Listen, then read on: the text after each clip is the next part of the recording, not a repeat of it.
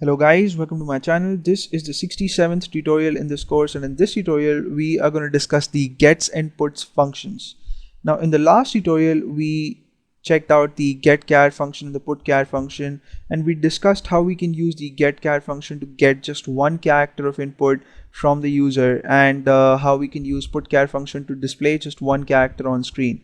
Now, if you want to overcome those limitations, then you have to use the gets and puts functions, and that's what we're gonna see in this tutorial. So as you can see, using code blocks, I've saved a file. I've given it the name gets and puts functions.c. On line 1 in this file, I have the stdio.h header file. On line 2, I've declared the main function, and in between the curly braces, I have some code. So on line 4, I have declared an array of characters, and this is a string, and I have given it the name str, and it can hold a maximum of 35 characters.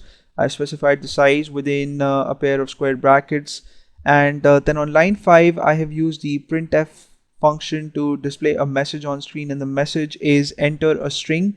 And then I have used the gets method to grab the user input and store it in this string variable, right? So I've done that by specifying the function name, which is gets, that's gets, and then within parentheses I have typed in the name of my string, which is str, right? And you have to put a semicolon at the end to terminate the statement. So this is pretty simple.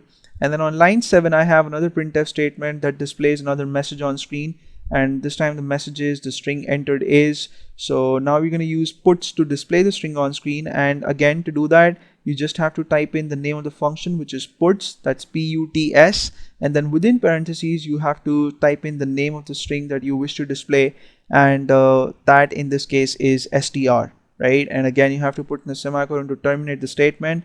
And now I'll click on build and run and show you guys the output of this program. So there you go. In the output window, we see the message enter a string, and we see that the cursor is blinking. So we have to type in our input now, and I'll type in something random like hey guys, what's up, right? And the compiler is going to wait for me to press the enter key, right? So till the time I don't press the enter key, I can type in as many words as I want, but when I press the enter key is, or the carrier's return is actually noticed as the end of input character, right? So when I press the enter key, the string recording stops, and whatever I have typed in before pressing the enter key is displayed to me on screen.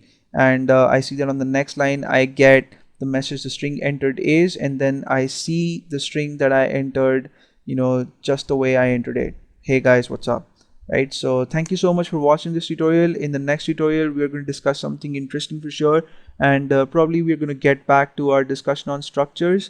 And I hope you guys are enjoying the tutorials in this course, and please subscribe to my channel in case you haven't already, and I'm going to see you soon.